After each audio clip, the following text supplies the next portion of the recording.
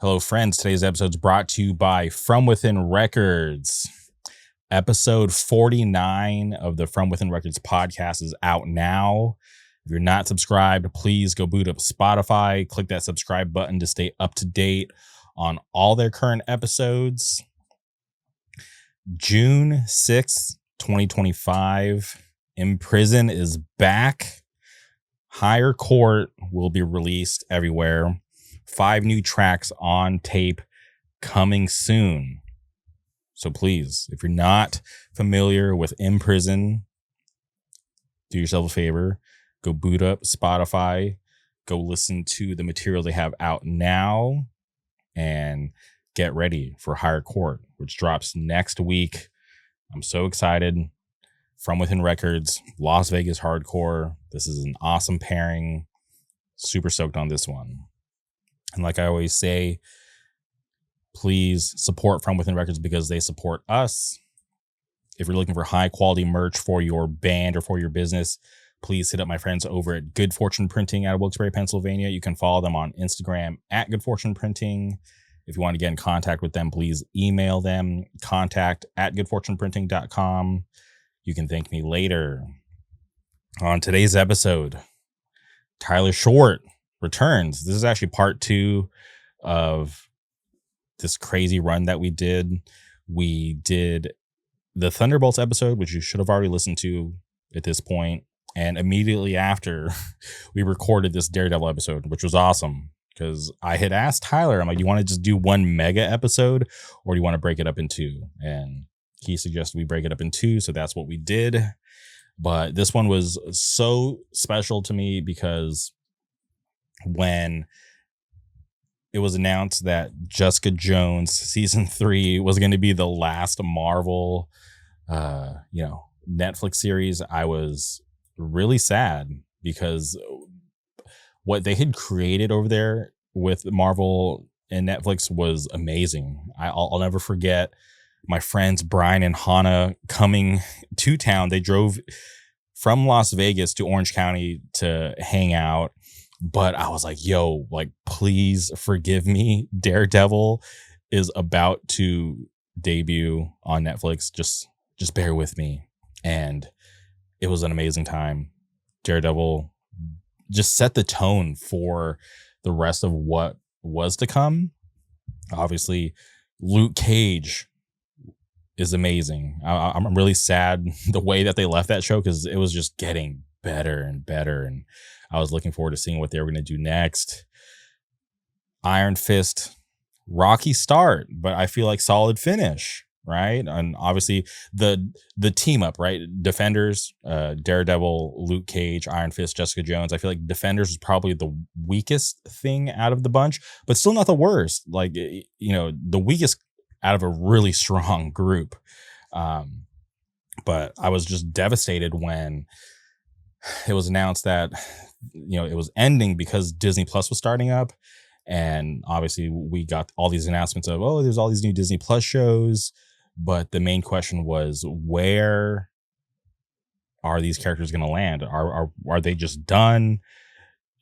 Can we forget about them? Should we forget about them? But the fandom, I feel like the fandom was so strong.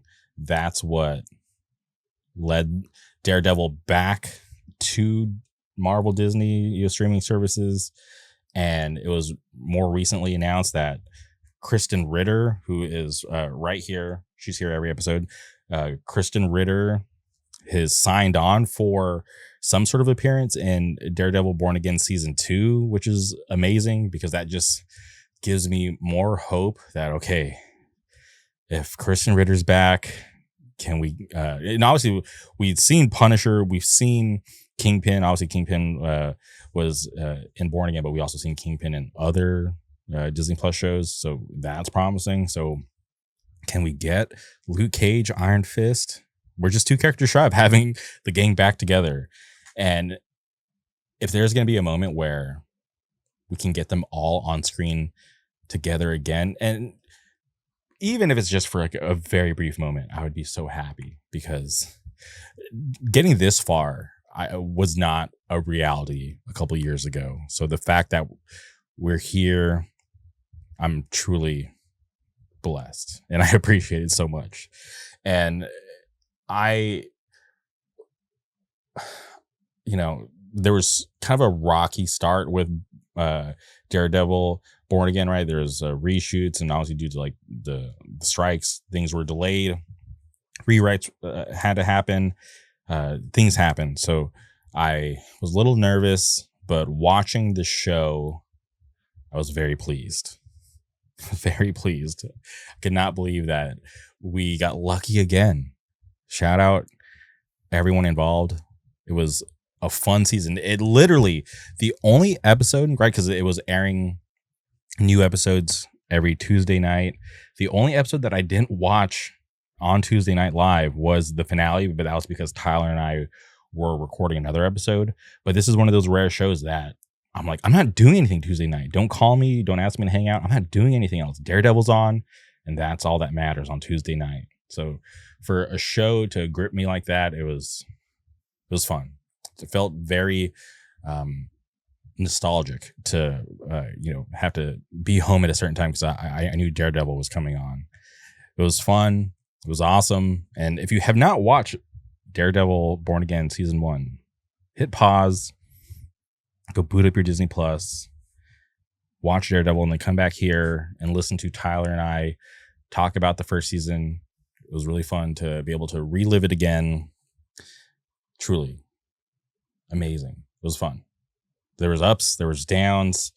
I feel like they did a really good job with the villain. And yeah, I'm trying to think of if there was any bad things that bummed me out that I didn't like about the show, but no, there wasn't a lot of it.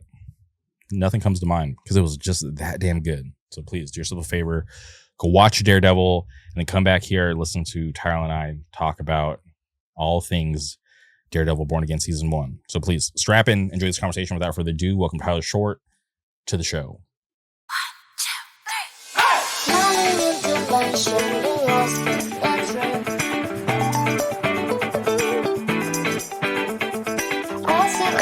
We're all that you see.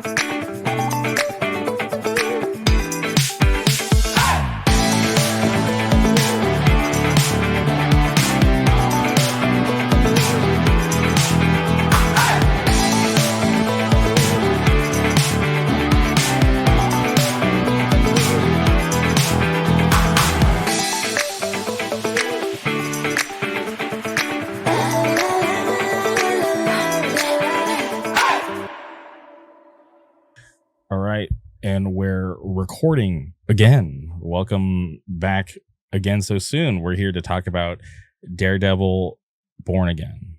Dude, I'm so sweaty too. We've been talking about action sequences for like two damn hours. I'm fucking. Oh my god, does your Coke say sis on it? It does. I didn't plan that. It just happened. That's cute. I love that. Hell yeah, dude. Let's talk about the damn Daredevil. Can I just get the one thing that I hated about the show out of the way? Let's go. I just hate the logo. When I look at the logo, this looks cheap. The Born Again logo. I noticed that I hated it or anything. Let me see. Every time I saw it when I was watching this show, I'm like, this show has too much money behind it to have such a cheap logo. What is going on? Am I crazy or? I don't hate it.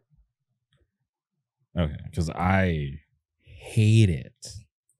I don't hate it. I can see you not liking it, but I think that I see some merit. Okay, but that's it. That's the only thing. That's the only thing. But other than that,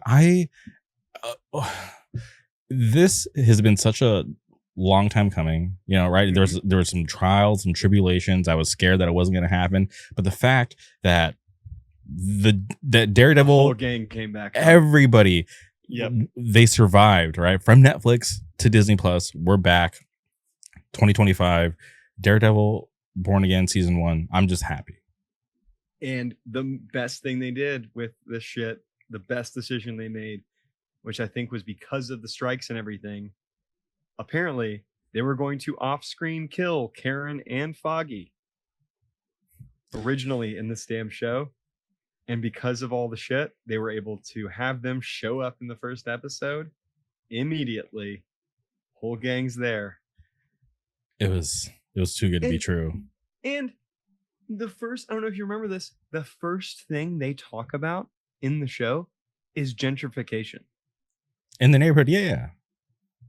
Daredevil touches on so many topics that I fucking can't believe Disney touched. I think, well, he's like, right now, he's our street level hero. He has But to. they touch on a ton of things that I would assume would be too taboo for Disney to tackle. And immediately they talk straight up about gentrification as a big fucking problem. Well, I think awesome. I think it's because Daredevil had set the bar so high back in the Netflix series. People wanted that same flavor. They didn't want. They wanted serious. Yeah, we didn't. Like, we'd rather not have a watered down Daredevil than have one. You know. Yeah, and yeah. So get going. Whole squad's back, and I mean, the first thing I can remember is them going to the bar, and there is, dude, such a special scene between Karen and Matt. They're in love. They're in this wonderful relationship. I hate it. And they really just kind of want to get back home. They don't even really want to be out. They're out because of Foggy. Yeah, because he's about to celebrate a W. And he's flirting with that other lawyer. He's flirting with that. I think she's a prosecutor, right? At that point, Cynthia. Is it Cynthia? Her name in the show, or a real name? I'm blanking on the attorney's name. I'm pulling up the IMDb so I can remember fucking character names.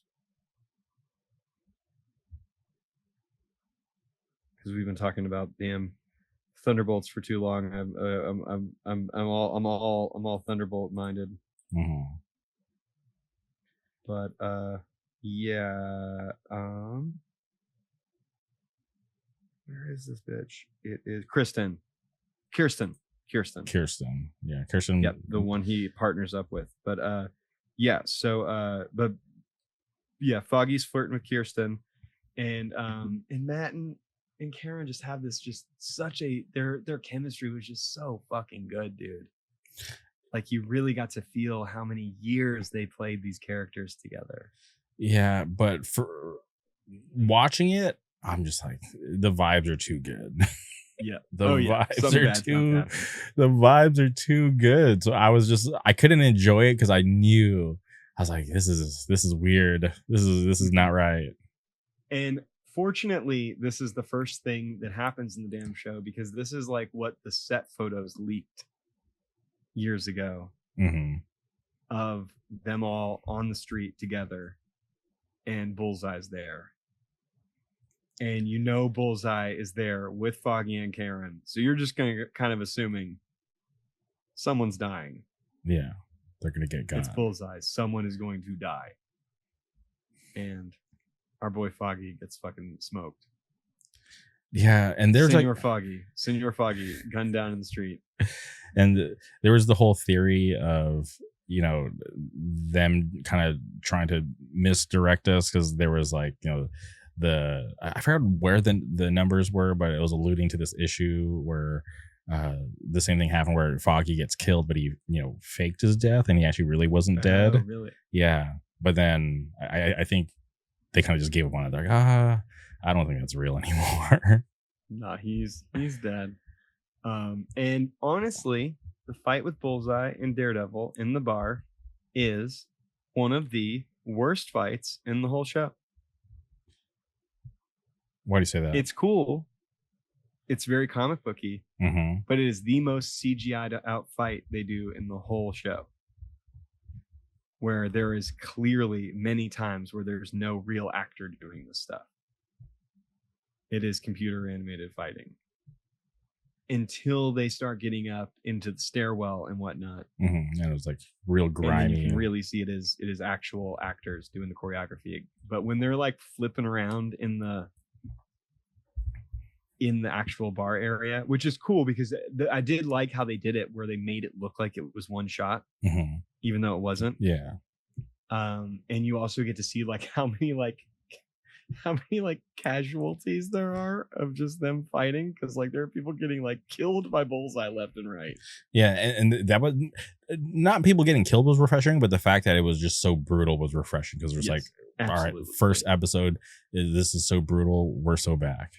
We're already seeing blood because Foggy's bleeding a lot. Fucking fantastic. But and then we get a brutal beatdown of Bullseye on the roof, and then Matt just loses it, which you can't him off that building. You can't blame him, because he's sensing, he hears Foggy die. Exactly, he's sensing Foggy's heartbeat fading, and yeah. Also, did you get the feeling like Bullseye was just going to jump off the building anyway? No, I felt Bullseye was sent there, mission was complete, and anything after that was fine with him.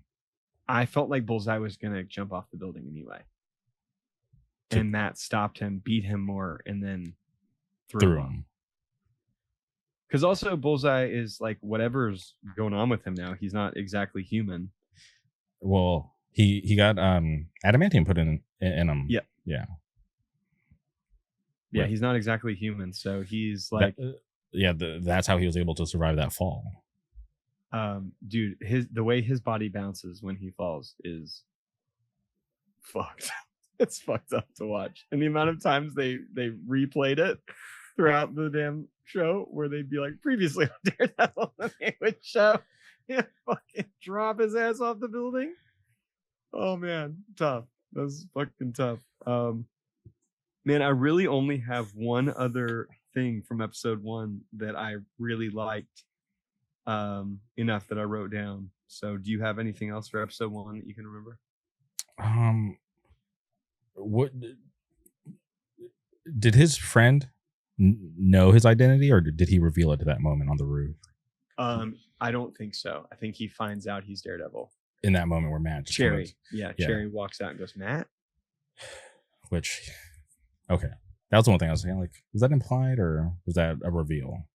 No, I think that's a reveal, because I think Cherry's the only one who knows he's Daredevil at that point. The only other thing I've got written down is at the point when Fisk is now running for mayor, Matt confronts Fisk on the street, and they go to a diner. And have you ever seen Heat? No, I've not seen Heat. Dog, you need to see Heat. Okay. I was say our friend Dave Bogger would implore you to see Heat. He evangelized to me for years to see Heat, and that's honestly, it's a sound clip in the Second Inclination EP.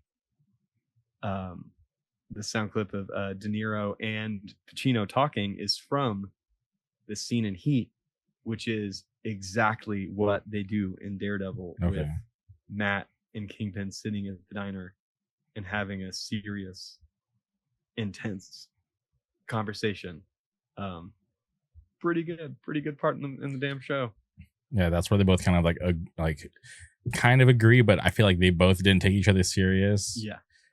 Where, you know, they both are kind of like, all right, we're like, he's like, you stop being Kingpin. He goes, I will, as long as you stop being Daredevil.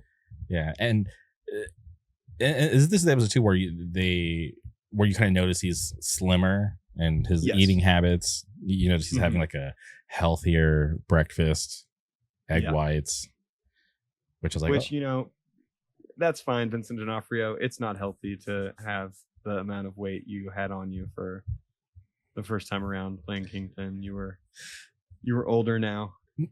I took that as he was trying to slim down to be less intimidating because he was taking office. Maybe, but also I don't think Vincent D'Onofrio wanted to be that big anymore. Because he really was that big. He was really big when the first time he played him.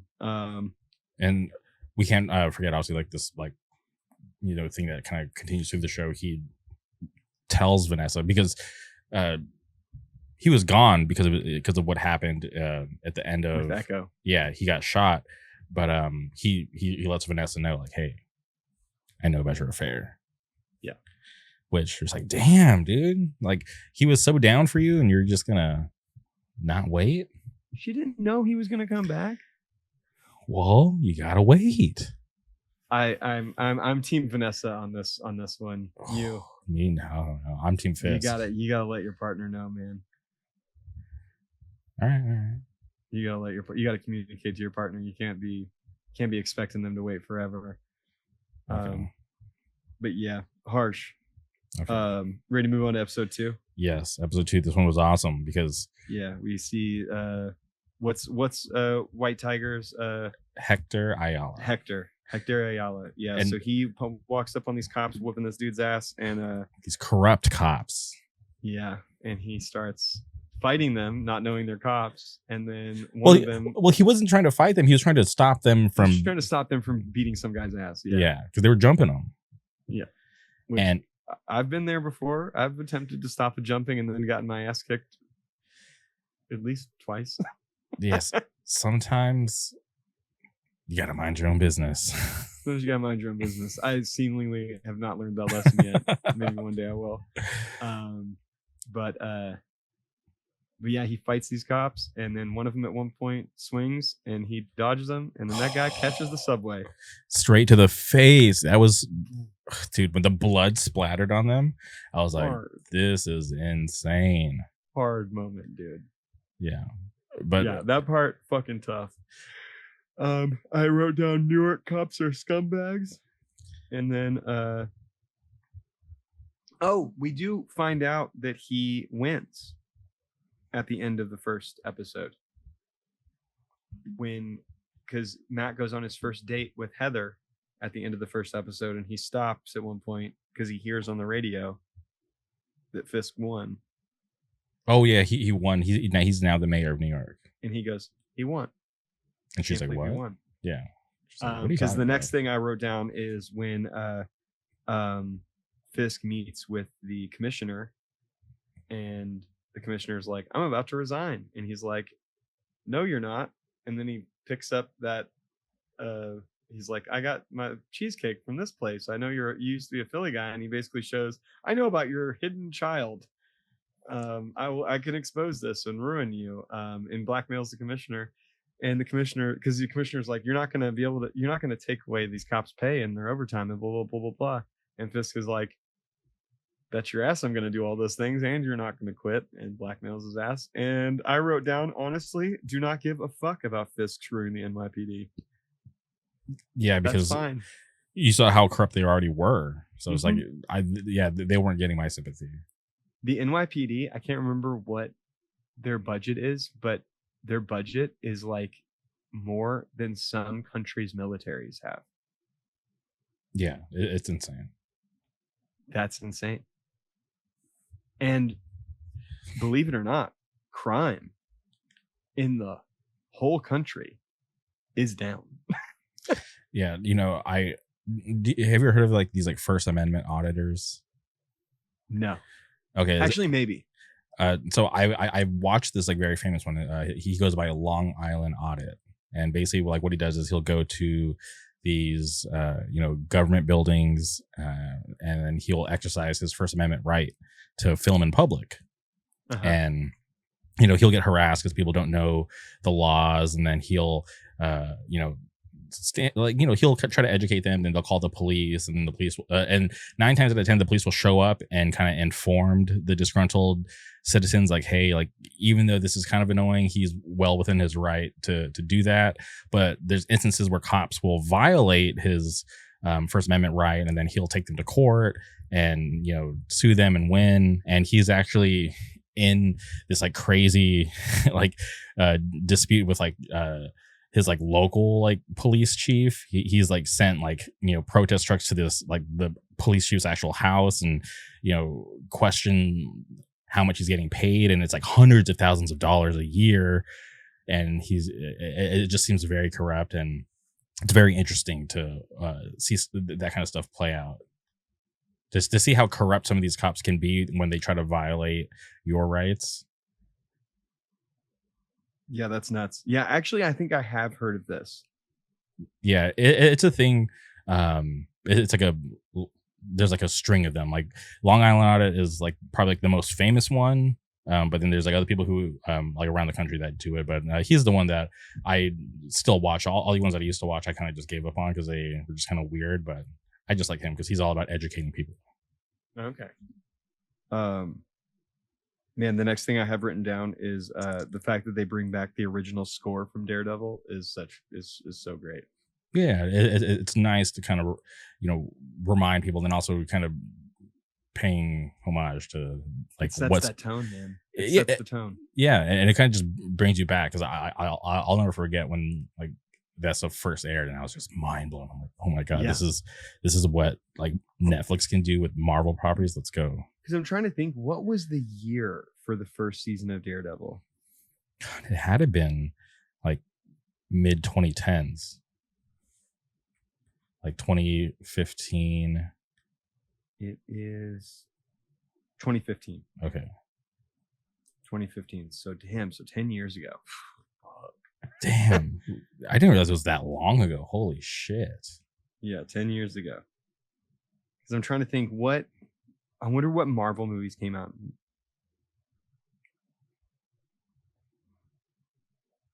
It was Avengers was like 2015. not because I remember when Daredevil came out. Avengers Age of Ultron came out in 2015. Okay, yeah, because I knew there was an Avengers film around then because I remember reading an interview that Charlie Cox did, and they asked him like, "Do you think you will ever see yourself on the big screen?" And he was like, "I hope so. I think I deserve it." And early season 1, I'm like, "Hell yeah, he deserves it. I want to see Daredevil on the big screen," and we have, but I wish he would be like have more of a presence. But his cameo in Spider-Man was fucking awesome.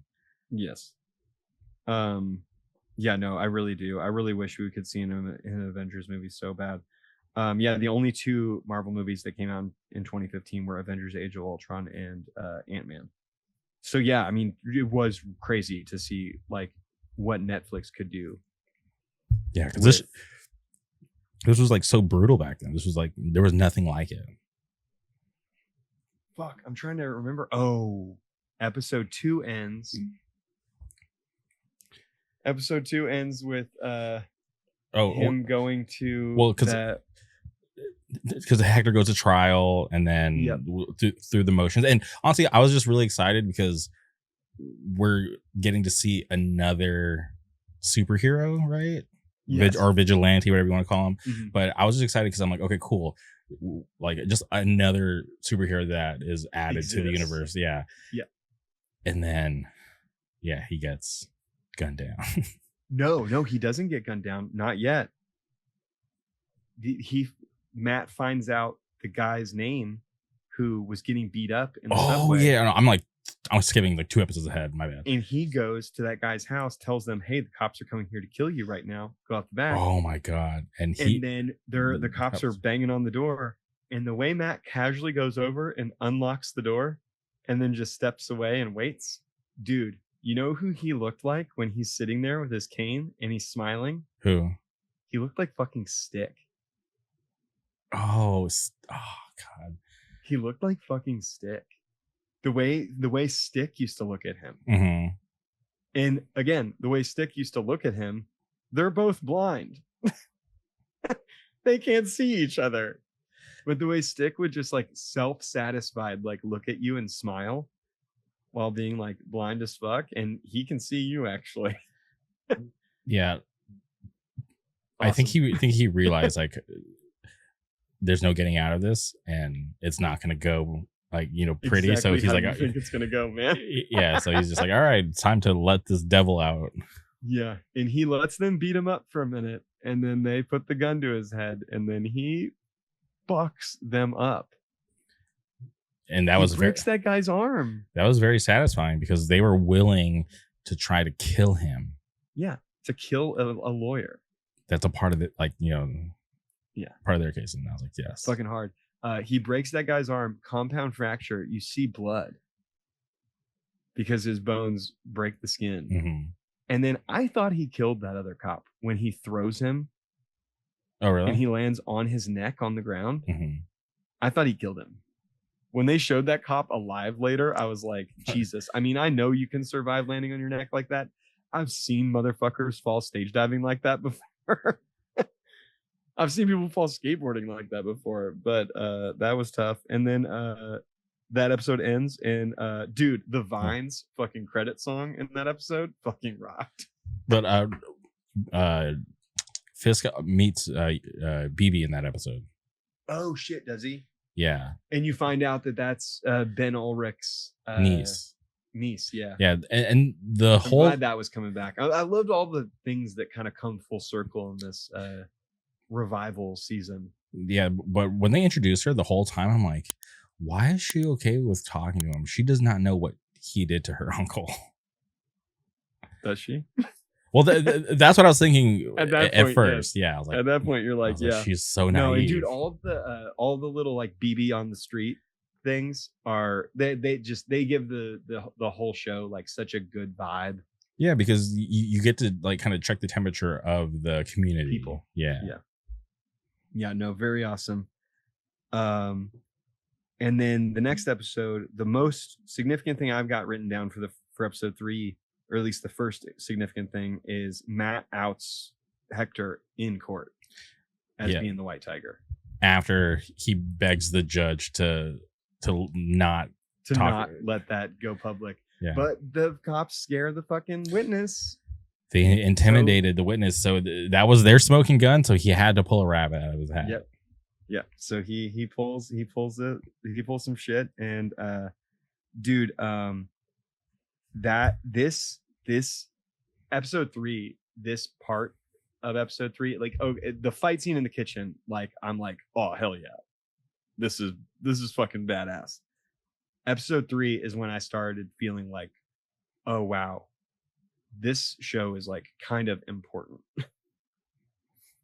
Like the message they're giving in this episode in particular, especially through like Ayala getting outed as the White Tiger, and then all of his like all the people he's helped taking the stand and telling their stories. It was just so moving. Ashton was crying. I was close. I was really close, but she was full on crying. Yeah, because there's this guy in his free time going out and helping the community because it's the right thing to do. Exactly. Nobody's asking and that's him. What he just keeps saying is because it's the right thing to do. And I love like, dude, like it like gave everybody this like acknowledgement that anyone is capable of doing the right thing. It's a choice. It's a choice that people make, and we can all choose to help each other when that time comes. And I think that's going to, come to fruition in this, second season of Daredevil. Like, I think that's going to really come full circle. But I just thought that was really interesting. And when the prosecutor explains what happens when you get hit by a train, that was the most absurd thing I think I might have ever heard in my life. That is not what happens when you get hit by a train. They were just trying to, win the case. He was absolutely just trying to scare and gross these people out. When you get hit by a train, you are killed instantly. Yeah. You're not surviving that. He said all of your organs are liquefied, but you're still alive. No, you're not. You're just dead. No, you're not. Actually, your skull is cracked immediately and your brain is damaged and you die. Yeah. Also, if all of your organs were liquefied, that means your lungs liquefied, which means you can't breathe and you die. If all of your organs are liquefied, that means your heart is liquefied, your blood's not pumping, and you die. Yeah. And your brain liquefied. That guy fucking sucked. Fuck that guy. No. And I don't know. Do you have anything else in episode 3? Because the only thing I have is the very end of the episode. I don't know why I thought we were gonna get a White Tiger Daredevil team up. I was so convinced. I was like, hell yeah, he got him free. What's up? This is it. We got a new team up. And yeah, the end of the episode. Oh, wait. But before the end of the episode, Fisk, he was so pissed off that a vigilante got away with killing a cop. He's like, all right, I'm gonna put my foot down. I'm gonna take a stance, anti-vigilante stance. And that kind of, I think obviously that's what led to what happened at the very end of the episode. The thing I have for the end of the episode is that Charlie Cox is the best non-blind blind actor. He does a thing in this episode that is so good when he has Heather over at the end. Okay. And he pours a drink. He does this thing where he pours the drink and he's not looking, but he's looking with his hand. Okay. And you see him feel for like where the glass is and like line the bottle up to pour both drinks. And then when he hands it to her, he doesn't hand it to her. He just picks it up and puts it towards her and waits for her to take it from him. The smallest details of how he acts blind he's so fucking good at it. I read an article. I don't know if this is true or not. I read an article that he auditioned for a role in the Han Solo film and didn't get it because of his acting like a blind person in Daredevil. He was not looking people in the eye because he was so used to not looking people in the eye because of Daredevil. And apparently that caused him to not get the role. That's amazing. That's crazy. Honestly, that's so sick. He's the best non-blind blind actor, straight up. There's no one else even in competition. Okay. All right. Episode 4. Wait. I said it earlier, but the end of that episode is when Ayala gets gunned down. Gets smoked, yes. Yeah. Shot straight in the head. Gets shot straight in the head, but you don't see who it's by. All you see is someone rocking a Punisher logo. And obviously I never once thought it's not Frank Castle. Yeah, I knew exactly. I was like, that is not Frank Castle. That is some blue thin line motherfucker who is jacking the Punisher symbol. So 100%. Episode 4. Have you seen The Sopranos? No, never. So the therapist aspect of Fisk talking, like them going and talking to a therapist, is pulled straight from The Sopranos. And did you realize that James Gandolfini's son is in the show? Yes, I knew that because I was wondering. I was like, why does this guy seem so familiar? And then I was like, oh, yeah. Michael Gandolfini is in it, which is incredible, and I love it. And I also wonder if John Bernthal got him that job because they were in the Sopranos movie, The Saints of Newark or whatever, together. Which, dog, log into that fucking HBO. Okay. Watch the damn Generation Kill. Okay, 6 episodes. 6 episodes. It'll be quick. Veep is only a 30-minute show. Yeah, but you said there's like hella seasons before you go to sleep. It's an easy watch. Okay. Sopranos is a damn slog, but it's worth watching. And the Sopranos movie is shockingly good. Is it better than A Bronx Tale? I don't think I've ever seen A Bronx Tale. Okay. All right. You can add that to your list. Aware of it. I don't remember who's in it or anything. It's a great movie about gangsters. A Bronx Tale, IMDb. God, I've been looking up so much shit on IMDb while we've been talking today. 1993. Oh, I have heard of this. I'm surprised you haven't seen it. Yeah, I have heard of this. Yeah, because De Niro's in this. Chaz Palminteri. Oh, Robert De Niro directed it. Oh, I didn't know that. Oh, yeah. The guy, Chaz Palminteri, that's have you ever seen The Usual Suspects? No, I haven't. Detective Kuhan or whatever is like, he's the guy who's investigating the events of The Usual Suspects. He's the guy who wrote it. So yeah, I bet it's good. If it's written by him and directed by De Niro, I bet it's not bad. What do we got on the old IMDb score here? It looks like should be pretty. I don't even see a fucking score for the damn movie. I see a 7.8. 7.8. Okay, I believe it. Yeah, 97 on Rotten Tomatoes. If you're curious. Well, yeah. Oh, I realize I'm looking for a damn score on just Chaz Palminteri's IMDb. I'm not going to find a score there. That's awesome. I'm so stupid.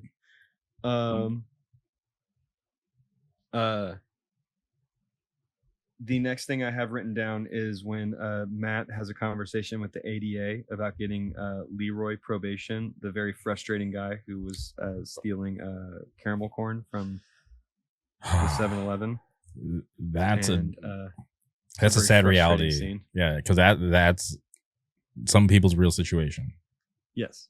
And that is honestly how some people act when they act like they're entitled to something that they legitimately cannot get because of their situation, and will blame someone who is not at fault for what's going on with them. Even if they aren't really the ones who are at fault, they will blame the only person who's trying to help them. The thing that kind of grossed me out was when you're watching, Matt negotiate with like the prosecutor to like, because of how bad she wants to fuck him. Yeah, you're just like, yeah, that part's awesome. You're just like, everyone wants to fuck Daredevil. He is so. Oh no! I'm sorry. I thought you meant like fuck the prisoner over with like how much time she's trying to hit him. Oh with. no, she wants to fuck Matt. Oh yeah, 100%. She wants to fuck Matt, so she is willing to be more lenient on this prisoner because of how charming he is. Yeah, but to me, I was watching, I'm like, fuck, dude. Like they literally just don't care about you. They're just like talking about your time like it's nothing. But when he's talking to the ADA dude, he is talking to her about how punitive justice does not work. Yeah, he's trying to, and making the point of like recidivism or whatever.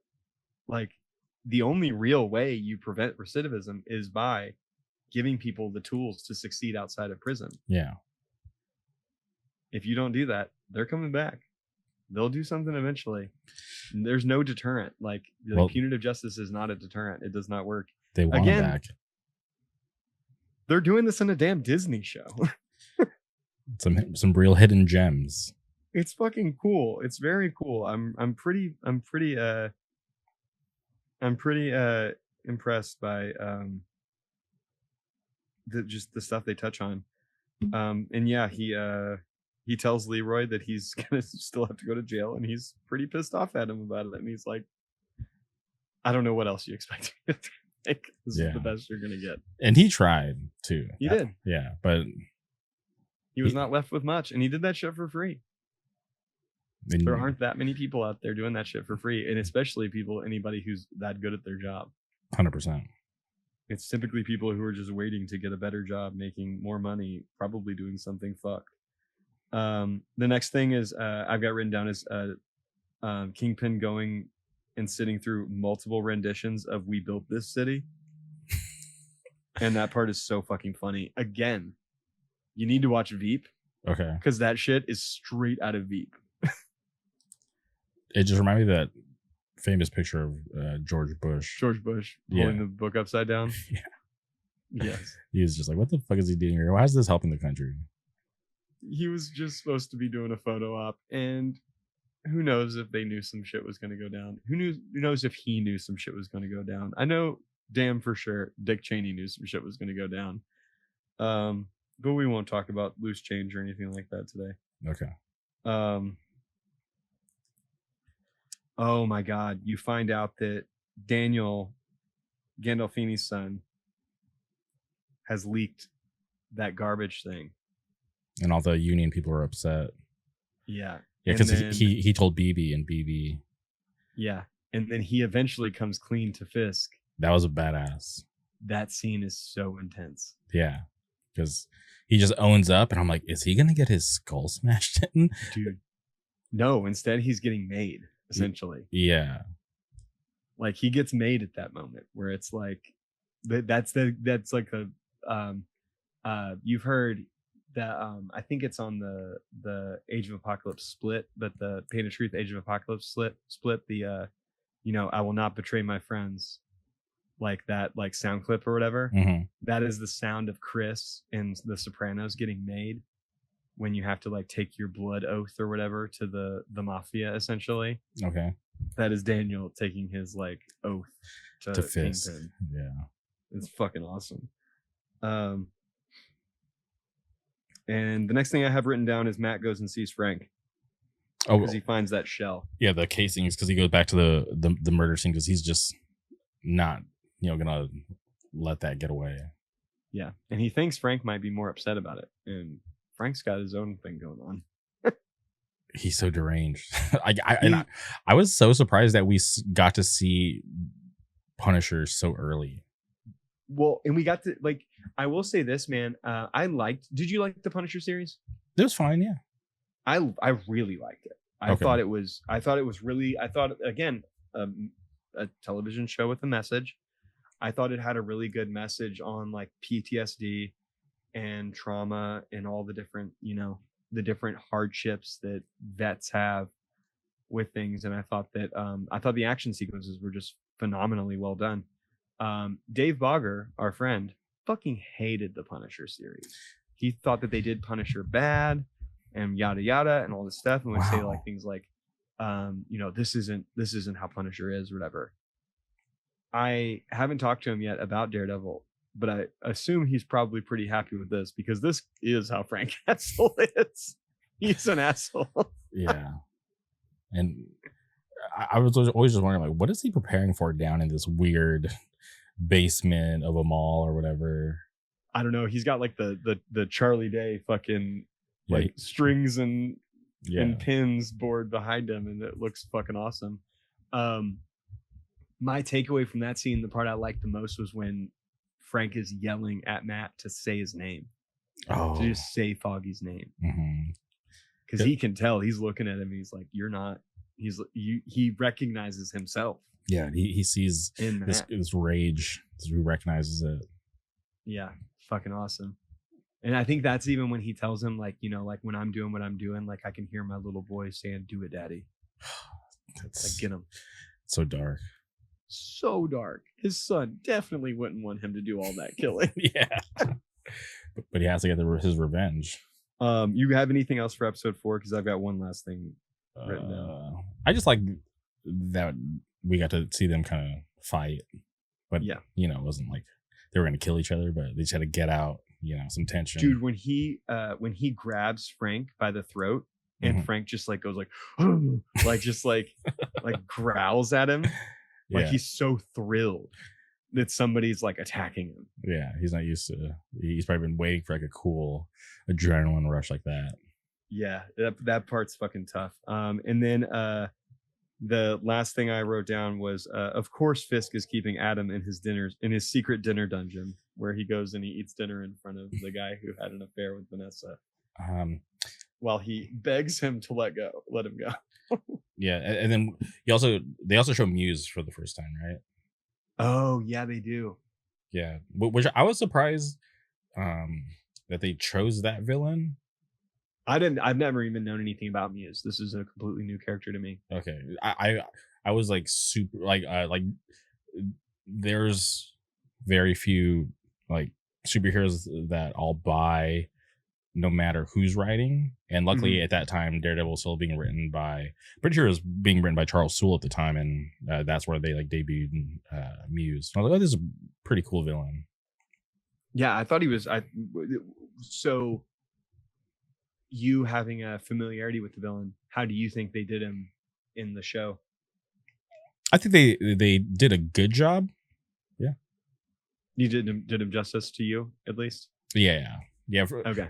Yeah, because I was completely unaware. Which, I mean, I like when these shows and movies do a villain I don't know shit about, because I get to like learn. Yeah, no. When I saw his visuals, I'm like, oh, that's pretty spot on. That's badass. That's awesome. I loved his suit. I thought the whole costume design, honestly, like the design of everything in the show was incredibly well done. I just laughed at the fact that his secret lair was like under this like in the subway, and like nobody ever stumbled upon it.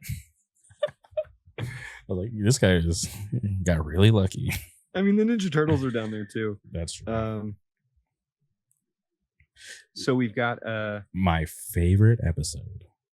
Episode 5 is your favorite episode? Yeah. Charlie Cox hates I was this okay. episode. I'm Did glad see you. that. I'm glad you brought it. I did read that article because he, for some reason, which I totally didn't even think about, but when I read what he said about it, like, oh, a bank heist wouldn't work in 2025. I'm like, oh, he's right. I agree with that. But it's not supposed to work. Yeah, but I think the reason why I love it so much is because there's this thread to New Jersey now because you know he's trying to get a loan, and who is he dealing with? Kamala Khan's dad. Exactly. And that at that moment, I'm like, okay, shit's coming together. Yep. Yeah. No. I see what I see Charlie Cox's like trepidation on the episode. Okay. I also I read with that this was one of the first episodes they filmed, or this was one of the few episodes that didn't get changed at all. Exactly. Yes. This was all original. And I think it works as an isolated, self-contained. And I also think it works because I think that if they gave these shows more episodes, they could have fun with some of them. Yeah, this felt like a filler episode, but a good filler. Yes. Sometimes filler episodes are good. Yeah. You've watched Avatar: The Last Airbender, right? No, I haven't. You've never watched Avatar? No, everybody's like, you need to go watch chapter 2, The Fire, or some shit. I'm like, I don't know what that means. It's fucking all awesome. But some of the best episodes of Avatar are the filler episodes. Okay. The saddest episode of the damn show is a filler episode. Oh, wow. Okay. In the second season, I believe, in the Earth book. Okay. Anybody who is watching or listening to us talk about this shit right now, has watched Avatar, you fucking know what episode I'm talking about. It is horrifying. I cry every time. If I just sit there and think about that episode, wow, is that Tales of deep? Ba Sing Se for long enough, I will start crying. Okay. But yeah, no, I love this as a little self-contained guy. The best part of this episode, though, is when they shut the power off to the bank, and that girl says, "AT&T is the worst." She's just holding her phone up. She goes, "AT&T is the worst." How much do you think they paid for that ad placement? How much do you think Verizon paid for that? That part fucking got me so hard. I had to take it back like 3 times to laugh at it. Yeah, so these fucking IRA type motherfuckers show up to rob this bank. They are very poor bank robbers. For anybody who has seen The Town, yes, you can attest these guys were not doing crowd control correctly. You've got to be fast. You gotta be fast, but you have to run people down. How did the cops get there so fast? I'm trying to remember. Because because Daredevil, yeah. Matt tells Cynthia to call, and then he wanders back into the bank. Yeah, because because they didn't lock the door behind them when they came in. Idiots. Yeah, very poor bank robbers. You see, and that's where that's not Matt. That's where Charlie Cox thinking of bank robbery in 2025 wouldn't work. It's because it wouldn't work. Because these aren't good bank robbers. Because also, I don't think the bank robbery is supposed to work. Because these people are working for Fisk. I believe that bank robbery really is just to make people feel unsafe. Really? I thought it was just like a smoke screen just to get to that jewel. I don't think the jewel had. I mean, I think they were supposed to get the jewel or supposed to try to get the jewel. But I think really the point was to just send, because also Fisk was trying to scatter those crime families. And that Irish guy was one of those. Yeah, he was part of one of those criminal organizations. Yeah. Luca was one. That guy was one. There was a couple other guys. He's trying to scatter these families and disorient them. And he's also trying to convince the public that there's more crime than there actually is. So he can seem like the actual hero. Yes, so he can use that to get himself more power. Interesting. Because the more afraid you can get people, the more willing they are to give up their civil liberties and let you take things away from them if they think that you're going to make them safe. So I think there was like a point to this, and the point is that it's not supposed to work. It's just supposed to. See, I'm so focused on who's the mole, who's on the inside, and then like there's this whole other thing, this whole message that's trying to go on. I'm just ignoring that. I mean, I don't know if it is, but it makes sense to me at least. Yeah, no, I totally agree. Hearing you say that, it makes sense.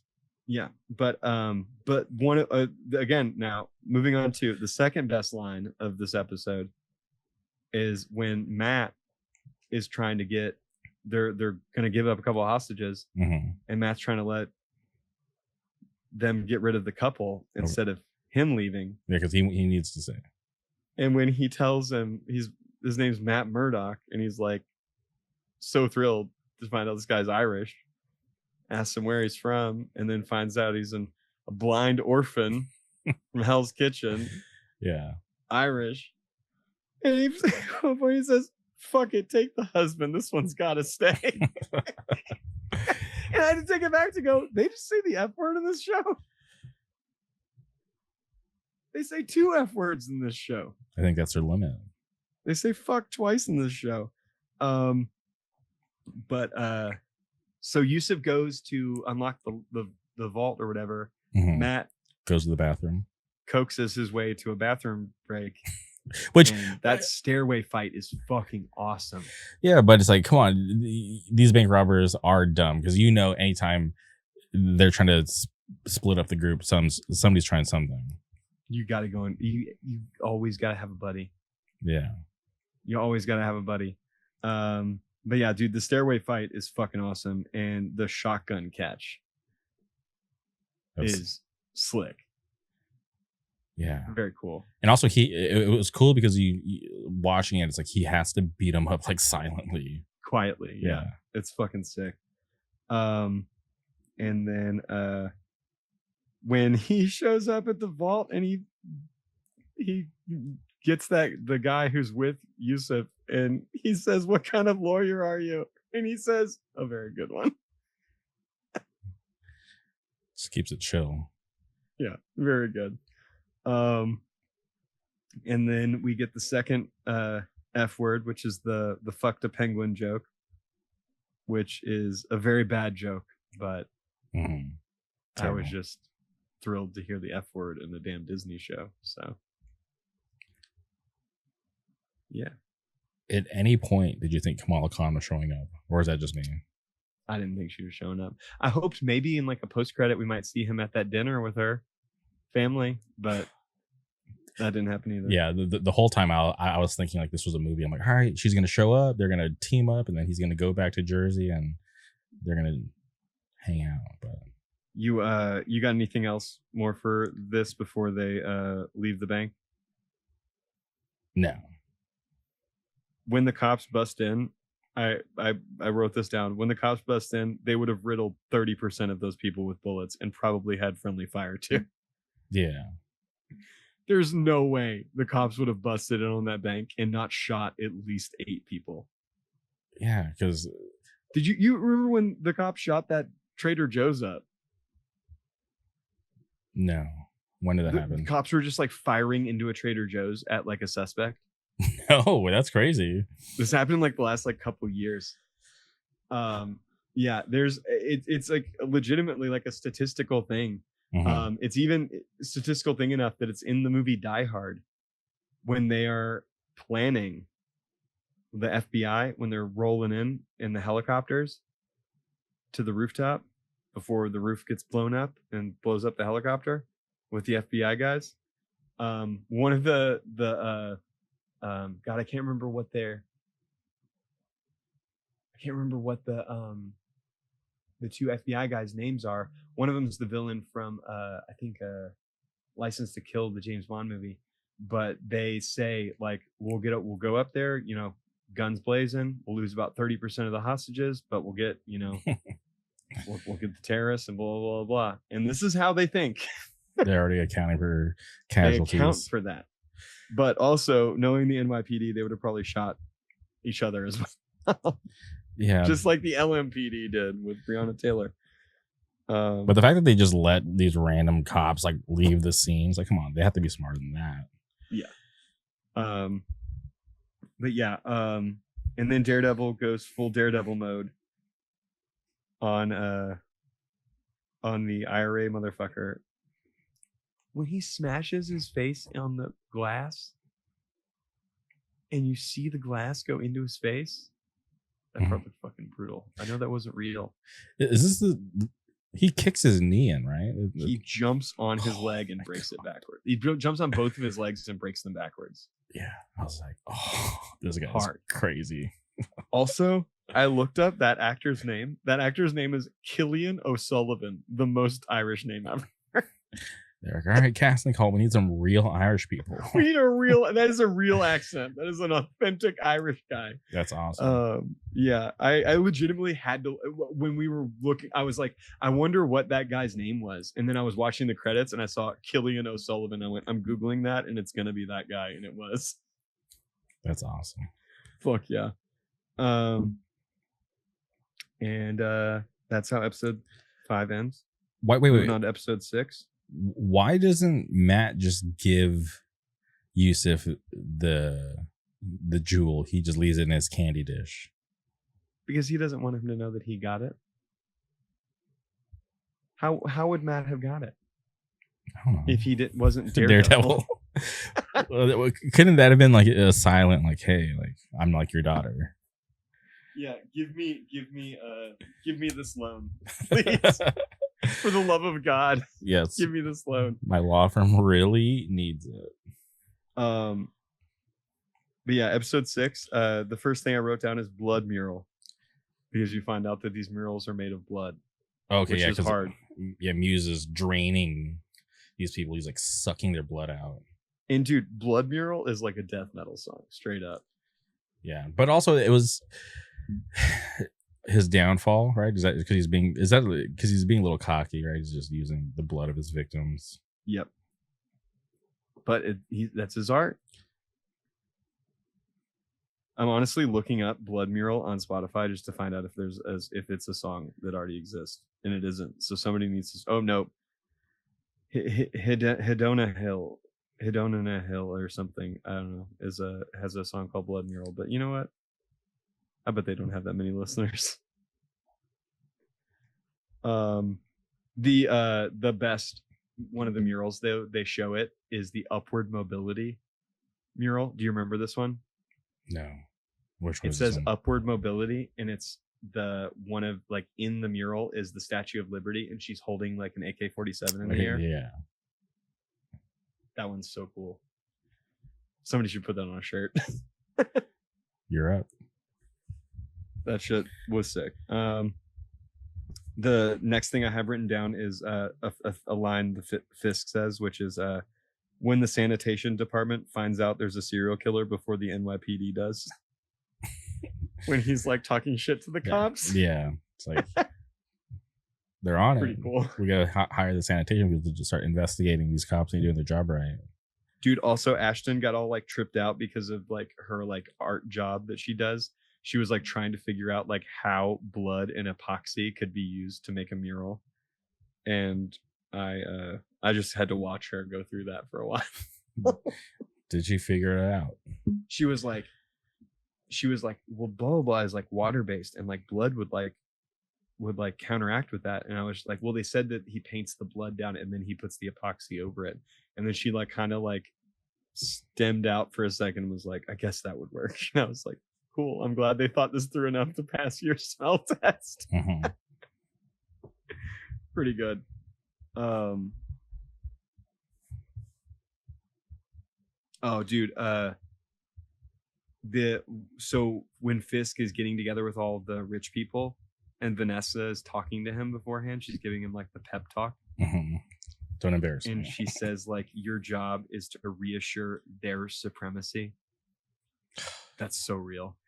Yeah, but then you also got to think like he's this like, you know, underworld boss who supposedly has all this influence, but then he's getting checked before he even, you know, this is like his first time meeting all these people. And I just kind of like how like nobody like really fears him.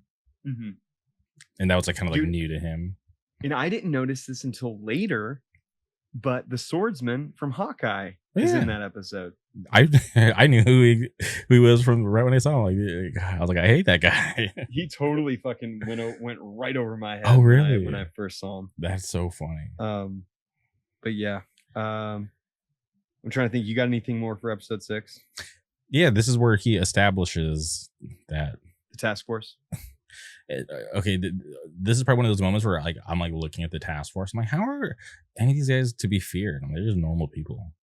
Daredevil could fuck all them up. They're fucking nerds, dude. Yeah, they're fucking. They're like they. It's every person you see with a goddamn thin blue line sticker on their fucking thing. They're like they're fucking pussies, dude. Yeah. Yeah, I hate them all. They all sucked. That one guy had like green eyes, and he was very creepy looking. The Cold North. The Punisher one. Mm-hmm. But yeah, I love the idea of like addressing like police gangs though, because that's like a real thing. It's a real thing where you live. 100%, dude. Literally, Incendiary wrote a song about the Fullerton Police Department, which I live in Anaheim. Fullerton is like the next city over. You know, they killed a homeless guy, and it was on camera. And like the biggest criminal organization in LA is the sheriff department. It's pretty bad. Scary. They're doing crime. Yeah, like these are the people that they're supposed to be like, you know, to serve and protect, but no. Because like there's no oversight over how sheriffs are made. Like it's not like a regular police department. Like the regular police departments are corrupt, but sheriffs are like even more corrupt. Yeah. Because they're elected. Like there's nothing that says like there's no qualifications, there's no oversight in under a lot of these things. Like it really is like that like wall of silence bullshit. It sucks ass. It's real bad. Arguably a lot of good would be done with like just decreasing the amount of police that there are. Like they do not fight crime. They just protect wealthy people. Yeah. We shouldn't protect wealthy people. I don't care. I'm not a wealthy person. Last thing, this is also the episode where Daredevil fight. Yeah, Daredevil finally, or Matt finally suits back up. And Fisk fights Adam, and they do that side by side fight. That was badass. Holy shit. Yeah, because I can't remember. I think I was texting Chris Williams, our buddy, the other day. We were texting about it because he asked me if I'd seen Thunderbolts, and I was like, nah, but we just finished Daredevil. And then we were specifically talking about this fight, and he was like, that was so cool. I really enjoyed the Daredevil Muse fight because also he's going to go save Angela, which is like Hector's niece. But I just felt Fisk was just a bully the whole time. Yeah, he was just playing again, like Mackie playing with the damn mouse. Yeah, because he gave the guy like a weapon to like kind of even the odds, but I'm like, come on, this guy's been probably starving. Like, and did you have you read Frank Miller's Batman Year One? It's been a long time since I read that. Do you remember the part when God, what's his name? The asshole cop.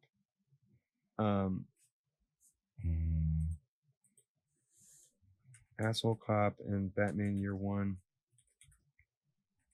He's in the Gotham series for a bit. Arnold Flass. Okay. Yeah.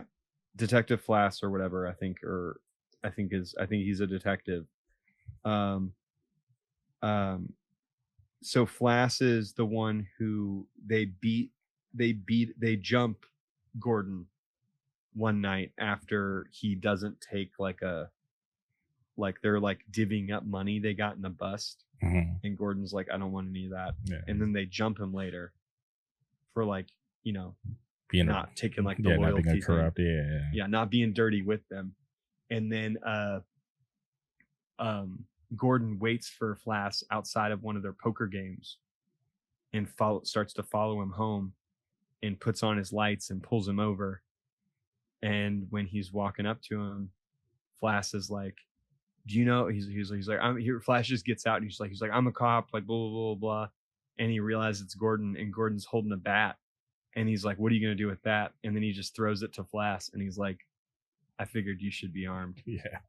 And then he beats the shit out of him. It's awesome. It's one of my favorite parts of the whole damn book. But yeah, no, that fight is fucking awesome. When he just breaks the axe, it's so fucking cool. Like it's nothing. Part of me wished Daredevil would have killed Muse, like right then and there, because he had the perfect opportunity to. I'm But- glad he didn't. Because Daredevil yeah. doesn't need to be killing any more people. He's obviously not doing well with the last time he tried to kill somebody, I and know. he didn't even work. He didn't even kill the guy, and, Well, and he can't forgive himself. Well, did Matt know he had adamantium in his body? Maybe he threw him off. No, Okay, because I was like thinking, did he know that he would survive? no, That he tried to kill him. He's lucky he didn't, because he would have really had a lot of more Catholic guilt about it. Do you got any more for episode 6? No, the fight was awesome. I'm glad. Damn, we're burning right through this shit, dude. Glad Angela got saved. Me too. She was awesome, and she really handed it to Matt about doing the right thing. Do you wait? Do you know about her? No. Okay. What about her? In the comic books, she is one of the white Tigers. Yeah. I assumed I Okay. assumed she was going to. I kept waiting for any time us to see her wearing The amulet. the amulet or whatever. But Yeah. yeah, I would love that. Hopefully soon. Hopefully she's perfect to meet up with Hawkeye, Kamala Khan. Dude. And Yes, it would be so cool to see her and fucking Kate and Kamala hanging out. That would fucking rip. Episode 7 opens up with intimacy. which the whole time I was like, I miss Karen. Yeah, but can we just celebrate the fact that a damn Marvel Disney show is showing like actual intimacy, actual like love and connection between two people that is like of a, kind of sexual nature? Yeah, Because Marvel is so fucking sexless, dude. they're prepping for Jessica Jones.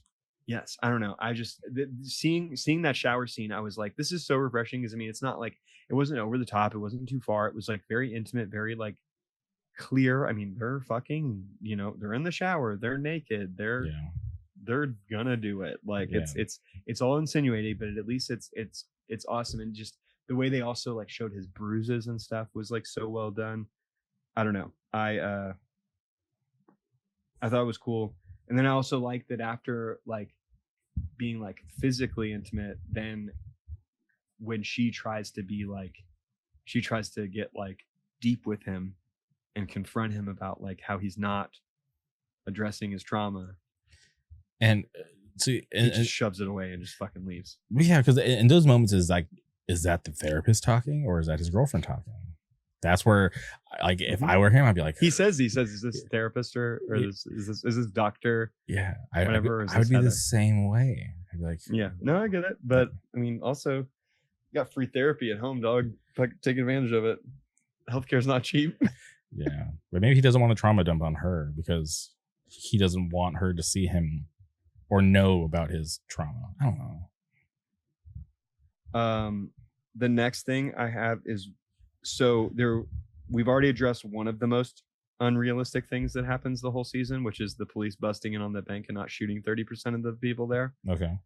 The next thing that happens is the second most unrealistic thing that happens in the show. What's that? The detective and the crime scene investigator going to Muse's hideout alone. Okay. That would never fucking happen. 3 cops show up to pull a person over for like an expired tag. Yeah, because they're worried for their life. Oh my god. There would be 40 cops on scene to go to Muse's hideout. No way. Yeah, especially because at that point they looked at Muse as a serial killer. Yes, with 60 bodies. Yeah. So no, they're not just gonna completely insane and stupid. The next thing I have, I think, is a line that Fisk says, "The thin, dark line protecting us all." I think that was a line from Fisk. I wrote that down. And then, do you have anything else for episode 7 before we get into the part? No, I feel like this was probably one of like the more like chill episodes. Until they're fighting at the therapist's office, Yeah. which is a brutal fight.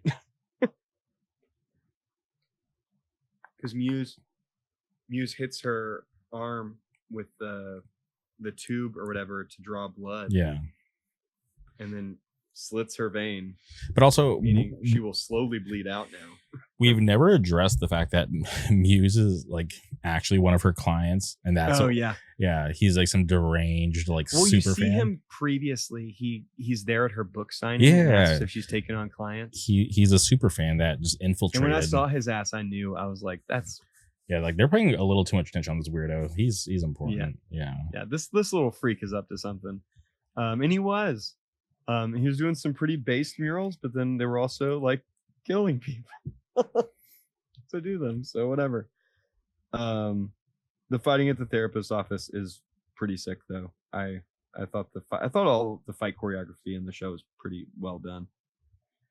Yeah, and it was just cool too because while they're in Muse's lair, Daredevil manages to sneak in and sneak out.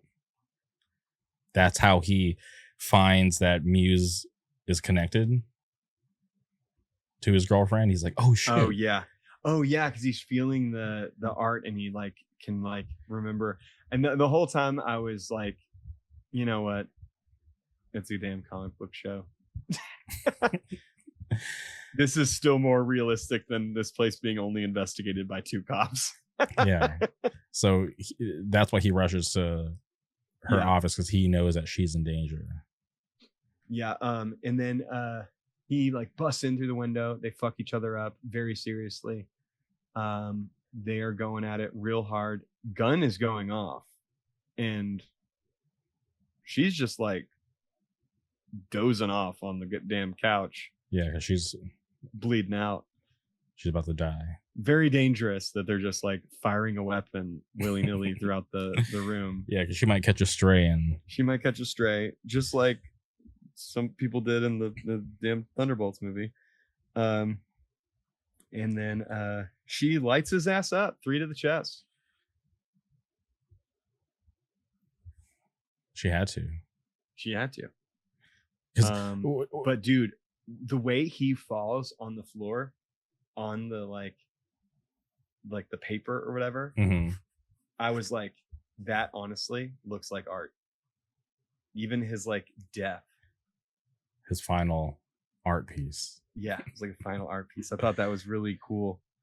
And I've got one thing that's how the episode ends. Do you have anything else? I just hated how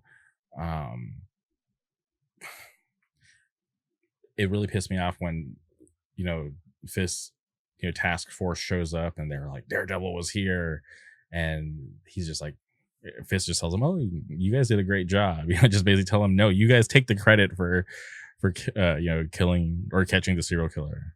Are you mad that the bad guy was being a bad guy? For me, no, yeah. I'm joking.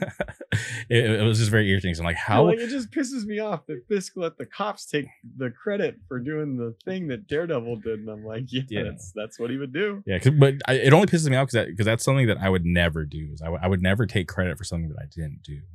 Yeah, and Fisk would. Scumbag. Most rich people would, honestly. That's what most rich people do, honestly. And then the last thing that happens is Vanessa tells Luca where to find Fisk, and then Luca shows up to shoot Fisk in that it was in the restaurant and gets 2 to the head. Yeah, because Fisk is always a step ahead. He had his right hand man waiting. Yeah, dude, Buck is tough. I just hate his whole team. Yeah, that dude is hard. That dude is legitimately hard. All right, moving on to episode 8. Yes. Fisk shows Vanessa Adam. Which is so funny. She smokes his ass. She's such a traitor. I hate her. It's pretty tough, dude. She couldn't wait. So she's trying to get back on his good side. Let's go to therapy. And then she's like, yeah, let me kill the guy that is causing this rift between us. This is all my fault. She should have just never done it. Man, I'm so fucking stupid. I write down like quotes that I like, Okay. and then I don't write Who said it? said them. I'm pretty sure this was Fisk says this afterwards. And yeah, I'm pretty sure Fisk says this after Vanessa shoots, but he tells her that he says, I am better than I was. Like essentially like saying like, like I'm not gonna be that same guy. Which guy? Which guy? There's multiple guys that I'm worrying about. And then Buck visits Heather at Matt's, essentially letting him know that they know how to find him, how to find her, which is a tactic. The scare tactic. He's trying to intimidate. Yeah. Yeah, no, I don't know. I've got like little notes on things that happen in episode 8, but nothing like too like serious. Like at one point, Fisk says excessive methods work, talking about the task force, because they're basically just like doing stop and frisk, but like on crack. Like they're just going after anybody. Yeah, and this is violating people's rights. And this is where we start to hear about the black and white fundraiser. Yeah. And because that's because Heather gets invited or whatever. That's how that happens. Yeah, and her and Matt. And then I've got Matt breaking down, talking to Kirsten about like babysitting chaos is one of the things he says. Like they're just not making a difference. Like he says, like we get Hector off, he gets killed. Like, and just going over like all the different things. Like Leroy gets, is in jail for stealing caramel corn. Like meanwhile, like, all these people get away with all this shit. I don't know. It's very, very, very interesting seeing him like lose faith in the system that he's. But you got to think of like how much weight he's carrying, because at this point it seems like he's the only one trying to make a difference, and every time he gets like a W, he just takes a major L afterwards. Yeah. But then he lands at Josie's bar and talks to her, and then finds out that Foggy had been drinking the O'Melvinies because he was he was going to celebrate, and he only busted out for celebration. Yep. And then Matt goes to the prison to talk to Bullseye and goes like Batman mode on his ass and beats his fucking head into the table. Yeah, because he's trying to find out who sent him. Yep. And because he thinks Fisk, he wants him to tell him that Fisk did it. Yeah. And he's like, what makes you think? He's like, you want me to tell you Fisk told me to do it. And what he is saying is Fisk didn't tell me to do it. Yeah. He's kind of telling you without telling you. Yeah. And did you notice that when Matt leaves, Bullseye says, thank you. God, what does he say? What's the word he uses? Thank you, counselor. He says, thank you, counselor. He's just being smart ass. No, because he knows that he just got one of his teeth knocked loose. Yeah, and which is the weapon he uses to escape. Yep. Yeah, while the ball was happening, I finally realized the rich white guy is the swordsman from Hawkeye. I wrote that down as a note. It took you that long? Yeah. That's so funny. Wait, so what were you thinking? How did it click? What? How did it click that? Oh, that's the guy from Hawkeye. He just looked more familiar the second time I saw him. Okay. And I was like, I think that's the guy from Hawkeye. And I looked it up and I was like, yeah, he's in damn 6 episodes of the fucking show. Whoops. Oh, dude, one thing. So at the black tie ball, I don't know if you noticed this. Did you notice the one shot scene? No, nothing that I can remember. So there's like, it's one of the rich people talking to the girl who looks like Kirsten Gillibrand. the senator from New York, who's this piece of shit. It's these two rich people talking, and then they move away from each other, and then it like cues in on BB and Daniel talking, and then they move away from each other, and then it cues in on Heather, I think, taking a phone call or something like that. It's like 3 conversations happen, and the camera keeps like coming like in through people, like from far away, like all the way across the room. They do this long take with like multiple conversations happening with like everybody else out of focus. It's really artfully done. I was like pretty impressed, honestly, with it. Because a lot of people having to hit like a lot of marks at like specific times, and doing like the sound mix for it too, like had to have been a nightmare. It was very cool.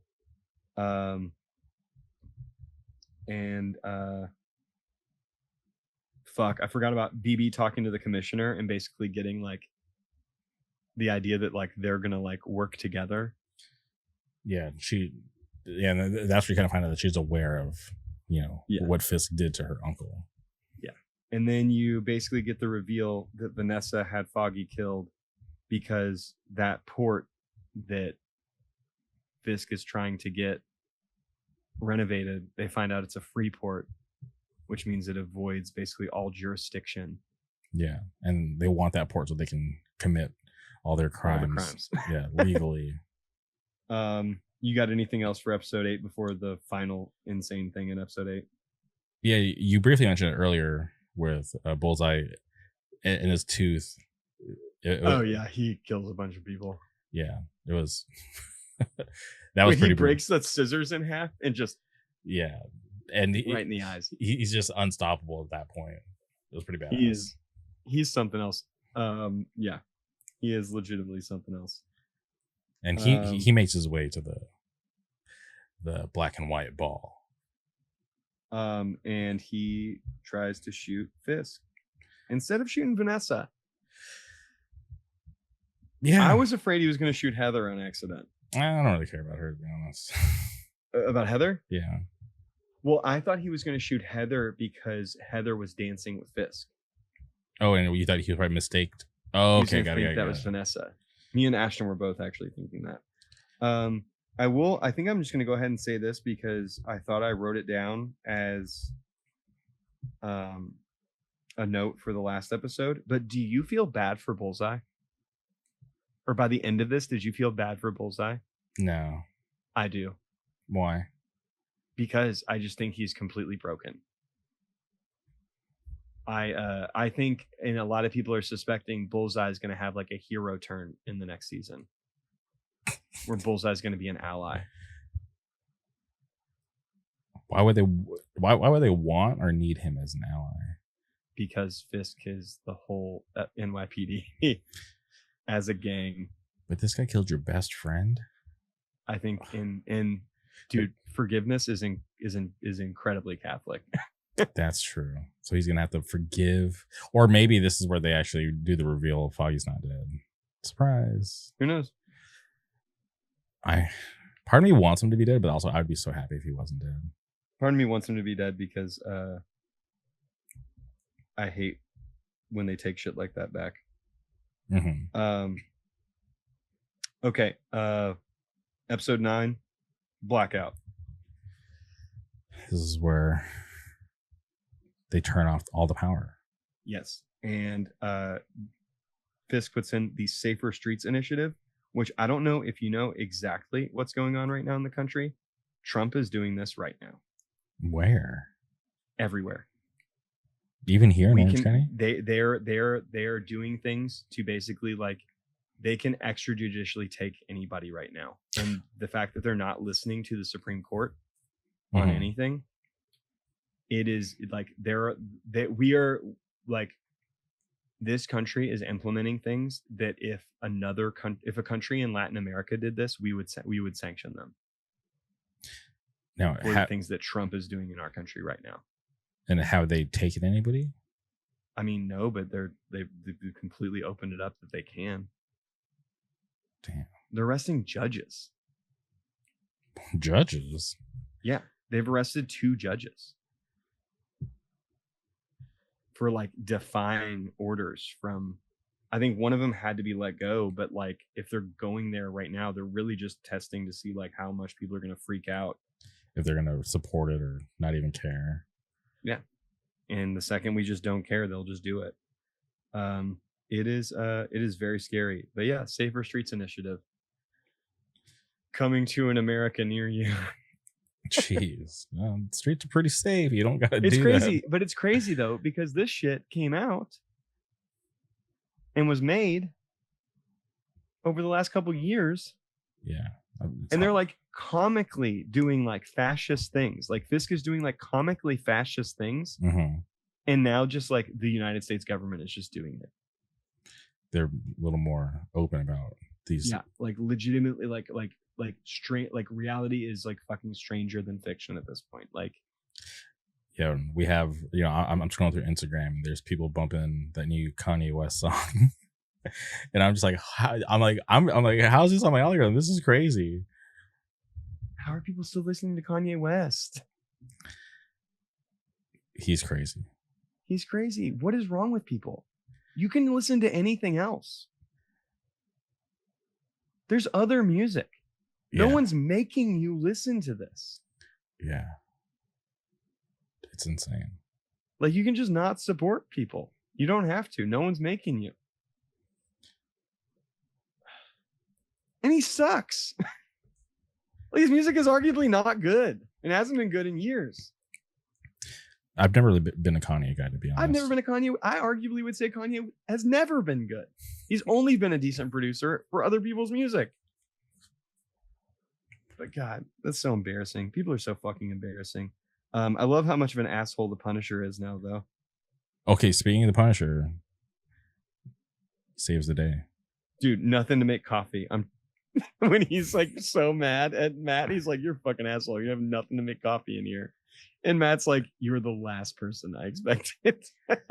Because Matt has to escape from the hospital because they send Buck to kill him. Yeah, we didn't even all this talking about who we thought he was gonna shoot. We never even talked about how Matt. Yeah, Matt gets shot. Yeah, Matt takes a bullet for Fisk. Of course he does, because he's a fucking good guy, fucking idiot. Yeah, he should have just let Fisk get shot. Yeah, should just let Fisk get shot. And look at Fisk would have probably lived. He takes a bullet for Fisk. He's in the hospital because of Fisk. And Fisk tries to have him killed. Yeah, classic. Dude, when Punisher is talking about the boys who are around the corner or whatever, and if they come up there, he says, "I'm chopping them up," and he does that. Yeah, he was so brutal. He literally does that. He stabs a guy a lot. Yeah, that fight scene in Matt's apartment is crazy. Dude, the amount of times you see a slow motion brains getting blown out on the damn Disney. It was dark. They had the lights, pretty dim. So, fuck, dude. The first guy, when he gets his head blown off, you can see like the glass from the window coming through his head too. Like it's like shimmering. It's fucking hard, dude. Yeah, choreography in that fight scene is just beautifully violent. I loved it. All of it was fucking awesome.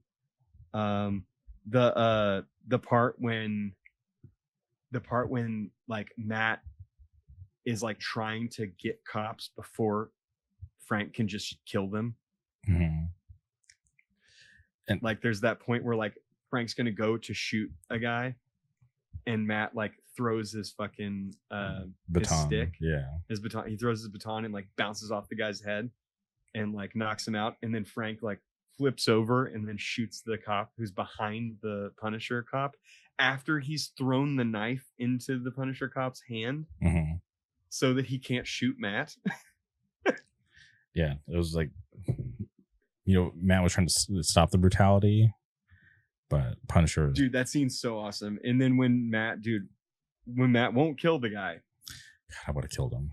But dude, his jaw is just mush. Mm-hmm. He hits him in the jaw with his baton, and you see it just all slack out. Like it's just in a million pieces. His legit jaw just turns to fucking jello. Yeah. Honestly, arguably worse than killing him. Yeah, but if it were me, I think I'd let the Punisher coax me into letting the devil out and just killing Dude, everybody. when Frank's like, "You're not gonna do it," but you care about this guy. What about this guy? And Yeah, he just shoots the him. guy. Yeah, he's so awesome. It's so cool. It's so badass, dude. I love it. I love watching the Punisher shoot cops. But Oh, dude. Do you have anything immediately following this scene? just only what happens right when they leave the apartment. When what happens right when they leave the apartment? When they meet their friend. Karen picks him up. Yeah. Yes. Okay. That part's great. Oh, The you're next going thing I past have that. written down is when Daniel is meeting with the city council. Okay. Oh, and And he's he's checking basically- everybody. That was pretty. That's where he bosses up. Okay. That part is fucking awesome. Like, honestly, they're all bad guys. Yeah. They're all bad guys. The city council's bad guys. When they're like, we're not going along with this. He's like, well, that's really sad. I would hate for people to find out about so-and-so $1 million in a Swiss bank account. Mhm. And he's like, then he starts acting like he's gonna start going through everybody else's bullshit. And he's like, we can figure this out. I think you guys are gonna make the right decision. Yeah. It's like he's Basically learning. saying, we know this about you. He's I wonder learning what from we know about Fisk. the rest. Yeah. You wonder what we know about the rest of you. But I just love that Karen called in a favor. She's like, hey, can you go make sure Matt's okay? Because she still cares about him. Yes. Yeah, because I don't think I have anything written about them. Then they go back and they have that conversation where Matt lets her know that he could hear their heartbeats. Mm-hmm. And she's like, did you hear my heartbeat when I saw you. I saw you? And he's like, yeah, probably just adrenaline. But he lets so her. Sad, dude. Frank is so sad. He is, but you gotta let Frank be Frank. Yeah, let Frank be Frank. Dude, when the cops are just killing anyone looting. Yeah, whether they like, yeah, they're just not even trying to stop them. They're just, all right, this is a great opportunity to just start killing people. It's just a free fire zone. I mean, dude, that is literally what happened in fucking Watts. Like, people are just like taking TVs and cops were just fucking shooting people. I mean, they had snipers on fucking roofs shooting fucking people who were rioting over the cops killing a guy on video and getting off fucking clean for it. Like, and then they had people, I mean, no wonder fucking people shot back at the cops in Watts. Like, fuck you. You're just gonna shoot into crowds. Like, people are gonna shoot back at you at a certain point. Like, you fucking kidding me? You can't just do that. Oh yeah, I did have that written down. The storage unit scene is so sad. That was when they're all just kind of catching up, but at the same time they're trying to find what Foggy had on Vanessa. Yep. Oh yeah, that's the scene where he asks her, he's like, so you and Frank, like, and yeah. Like, he's all curious, a little jealous. Tough. And then Frank goes because he hears where they are. Yeah. He fucking slits that guy's throat so fucking hard. The way he stabs into that guy's neck is so brutal. I was just sad that Frank got caught or captured. Me too, but he killed so many cops on the way down. Yeah, and he was really tough because they were like asking him to join. He's like, "Fuck you, pussies! They ain't joining shit." He calls them clowns. Yeah. That part's so badass, dude. That part fucking rips. Yeah, and it was great to kind of show that too. That it's like, hey, the Punisher doesn't stand for what these cops think he stands for. This is they're mixed up. Wasn't it a hardcore kid who wrote that like era of Punisher where like he started like quoting like Earth Crisis and shit? I'm not sure. If I'm being honest, I'm pretty sure like there's like a hardcore kid who wrote for Punisher like around that era where like there's the one frame that gets like spread around every time the cops do something fucked up where the cops are like, we really admire what you're doing, and he goes, you ever do the shit that I do, I'll kill you.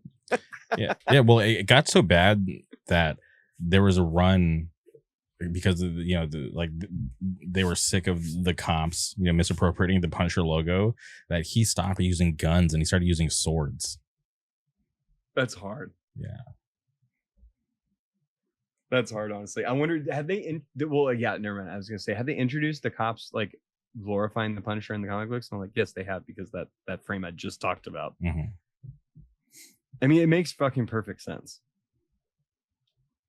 It makes perfect sense that the cops would glorify the Punisher because they're stupid and they don't get it. It makes sense that like the comic would take that and make it part of the story, because Marvel is always like tying in real world events into their storylines. I don't know. Very cool. I'm glad he killed so many cops though. Yes. Sheila, we've never talked about Sheila, but Sheila is snake. Kingpin's neoliberal fucking aide or whatever, or advisor. I hate her so much. She sells out Commissioner Gallo. That was a brutal scene. Unreal, dude. I kind of can't believe they showed that. I was like, this is what you would see in Game of Thrones. Yeah. Not the mayor of New York doing something this brutal. This is something you see in the goddamn Saw movies. Yeah. I like that he's squeezing his head, and rather than like his skull crushing, which wouldn't happen because like you have to have so much pressure to like crush a skull. I like that his hand slips and he just rips his jaw off. Yeah. Because he was trying so hard. Yeah. Like I like that it like a basketball. Like if you squeeze a basketball hard enough, eventually like your hands will slip the basketball out. I love how like realistic that was of like how his head broke. Gnarly. Practical effects. Love to see it. And then you got anything? Because I've just got the last line that Kingpin says is so good. Yeah, there was this scene with Karen and Matt when they were at the port. Yep. And he was, it would be suicide. Yeah, he was thinking about going in, and I don't know what came over me, but I like kind of forgot that this was the season finale, but I was just waiting for like Luke Cage or somebody from the Defenders to step in and be like, Matt, got your back, let's go. But then none of that happened. I'm like, wait, where's Luke Cage, or where's fucking Iron Fist? Where's Jessica Jones? I honestly thought Jessica Jones shows up at the end. Okay. I thought she was sitting in the bar. Oh, okay. At the end, but it was that detective wearing a leather jacket, and it like totally fooled me, and I felt like an idiot. But wait, hold on. But can you imagine that port scene? The Defenders show up and they just storm the port. Yeah. Season 1, boom. We don't need a season 2. Let's go. Yeah. Yeah. The last thing I've got written down is Kingpin saying, "Never forget, I love New York." After addressing the city and telling them like about like the curfew and all the different things that he's like locking down the city, essentially turning it into like Escape from New York. Essentially, he like declared like martial law. Yeah, declares martial law. Basically, turns it into the prison in Escape from New York. Speaking of the Radiohead song at the end was fucking awesome. Did you watch the post-credit scene? Yes. Okay. Yeah. Because you said prisons. I'm like, oh, yeah, the post. Oh, dude. And one of the things, the last line Matt has is Matt says, "We're the city without fear," which is awesome. Yeah, because the Daredevil's the man without fear. Right. Yeah, it's so cool. And then my post-credit thought was just Punisher doing Punisher things. Yeah, that guard let his inner fanboy out and just got destroyed. God, unreal. I hope you let Jack out. Yeah, I hope so too. Imagine Punisher and Jack team up. Just imagine Punisher just letting himself out and just leaving everyone else. That I could see that happening. 100%, I can too. Maybe Jack will teach him how to use swords. There you go. You're onto something. There we go. But yeah, Daredevil, thumbs up. I give it an A. Okay, one question. Why did you wait to watch it? Because I figured this would be something you'd be on right away. I wanted to wait so we could just watch it all. Oh, to binge watch it. Okay. Because we didn't binge it. We watched like an episode a day, but okay. That's fair. binge-ish. You know, the only time I didn't watch the release was the season finale. I can't remember which episode we recorded, but we agreed to do it on like a Tuesday, and I was like, season finale's today. Well, I'll just watch it tomorrow. Was that when we recorded talking about What If? Maybe. Yeah, because it was around that time. That makes sense. But yeah, Daredevil Born Again season 1, fucking amazing. We need more of this. Bullseye's gonna have a good guy turn. I feel it. Okay, by the end of this, I just need to see Jessica Jones, Yes, Luke Cage, and Iron Fist. I would love to see it. I'm hoping we'll at least see Kristen Ritter. That is my one hope. Yeah, she's right here. Every episode, she's right there. She's right there. Okay, so season 2 coming very soon, but I know you're not the biggest fan of Joe Rogan, but Jeremy Renner was on there, and he talked about an offer he got for Hawkeye season 2. Did you come across that? No.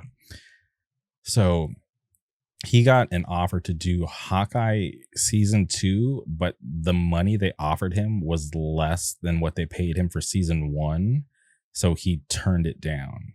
And he was just kind of expressing how he would have taken the same pay. He wasn't asking for more, but the fact that they came at him with less than what he got paid in the first season, he's like, is it because I got in an accident and they think I'm like less than what I'm worth? And it just bummed me out because I'm like, dude, this is like one of the like OG Avengers, and like I guarantee it's just because they're not getting the budgets they got for those first seasons on anything anymore. And can you imagine? Is that? And it got me thinking, like, is that the holdup why we haven't seen Kate Bishop? Because you got to think it's been years since that came out. Yeah, I don't know. I bet they just haven't found a place to put her yet, because without doing, and also, I mean, if they're gonna do a second season of Hawkeye, I mean, they're gonna like it'll be a year till it comes out from when they start production, and I'm guessing they're just trying to find a place to fit her in elsewhere. But who knows? I heard Haley Steinfeld's great in Sinners, though. I heard she says some nasty lines. Oh, really? Yeah. Can't wait. But yeah, I love her. Oh, big fan. Fuck, dude, it's so late. We've been talking for so long about the shit. All right. You want to wrap it up? You want to talk about some music stuff? You got time? I don't know if I do. That's fair. I don't know, dude. It's 12:30 here now. It's late. We'll talk soon. We'll talk music soon. Okay. Ironheart's next month. Ironheart's next month. Yeah, people don't understand how long we've been doing this. We've been doing this for so long, man. Okay, so final thoughts. Daredevil, Born Again. Logo sucks. Series is awesome. This was more than I could have asked for the return. Absolutely. But give us your last thoughts before we. Absolutely, dude. They just touch on so many cool things, and I was so pleased with Daredevil. I was so pleased with Thunderbolts. I'm just very pleased with the fact that these last few Marvel, showings that we've gotten in this phase have had like solid messages, solid feelings, and just really good like journeys for characters. I mean, it hasn't felt like, it feels like these characters existed before coming on screen, and it feels like they still exist now that the cameras aren't rolling, which I think is like when a story and a character feel actually alive, and you can like imagine where they are now, and while you're watching it, you're getting an idea of where they were before. And I don't know, that's just, and not just by like, people telling, but then like showing you how they're behaving and how they're acting and how they're feeling, and not just like exposition.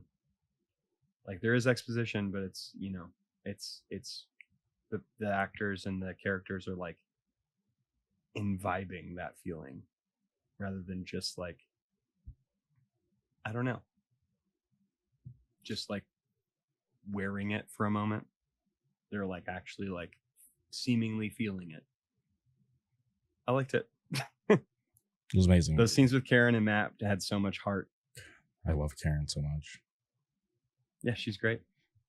Okay, one final thing. I was reading this interview Charlie Cox did, and he talked about, you know, some like the trials and tribulations that they had to go through for season 1, but he was talking about how if you like season 1, season 2 is going to be even better, which just got me so excited. Oh yes. I don't know. I did hear one of his things. I can't remember if you told me this or if I just saw this on my own.